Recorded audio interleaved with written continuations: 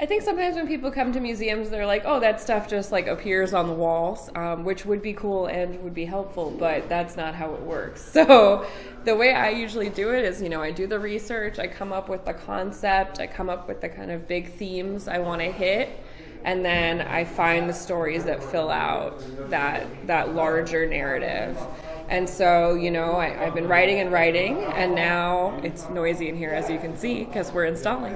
And now all the panels are coming up. So what I always say on days like this is it's like seeing my brain outside my body, because all this was in my brain, and now it's here, and you guys can all see it.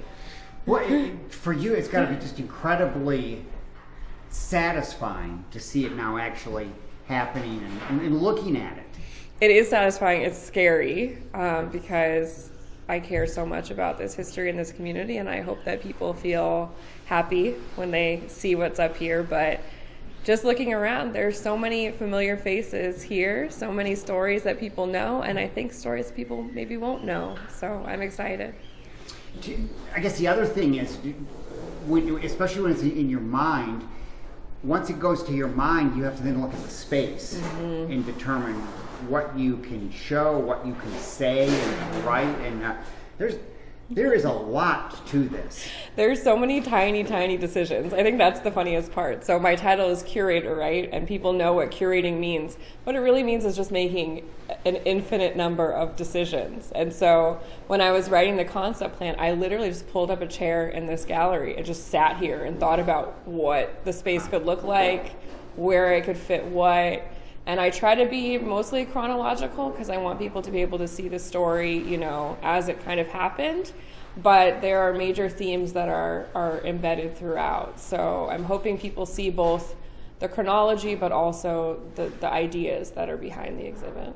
And the other thing I've been struck with this idea and this whole concept, Gaila, is I saw yesterday that Gary Melcher's museum showed a portrait that they're loaning the museum, and I thought, you are pulling from a lot of different areas that you would never have thought of. Yeah, I think that's one of my favorite parts about this exhibit. So we're pulling from Gary Melcher's, who's not known for having a huge relationship with African American history, but did capture some African American people and African American businesses in his work. So we partnered with them. We're also pulling from Jane Beal's journal. So Jane Beal was a white woman who wrote a journal during the Civil War here in Fredericksburg, and she mentions her enslaved workers several times. So we're pulling out those pages not literally pulling out those pages, but we are showing those pages in the exhibition to show, there's all these different ways we can access this history. It's not always the ways that you think. It's a process of bringing together lots of different methods and areas.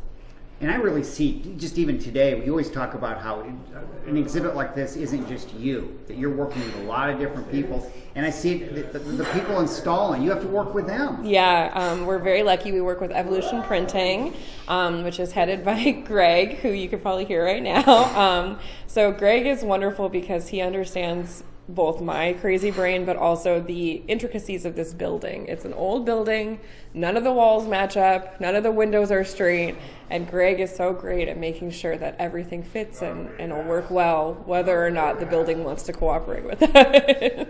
It's so funny because I'm looking at the wall here, and I see You see some names? I see, that's got to be all the White and Cedric, and you see things. Up there is Marguerite Bailey Young. Oh, okay. This 410E is going to be the Davies family, and 410B is Johnny Johnson. Oh, okay. Yeah, so I went through last night and put all these sticky notes up to make sure that it was smooth this morning when we were starting to install. So if you look around, lots and lots and lots and lots of sticky notes that represents each and every panel and vinyl that'll be in this exhibit. It was fun for me just walking around, or when we walked around the other day when you referred to everything as a zone. So, that's how I think of things. Yep. So when I walk through here, I'll be thinking I'm in zone 1. Exactly. Zone 2. Yeah, and I think some curators are really focused on making sure that their visitors see everything that they've ever thought. I'm not as focused on that. I want people to just get whatever they need out of it. But I like that it is divided chronologically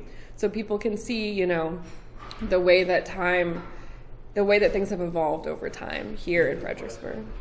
The 30th, it happens. It happens, 5 to 9 p.m. Come hang out with us. I can't wait to show everybody. And just walk them through the exhibit. I want you to come see all these beautiful faces and stories all over this gallery.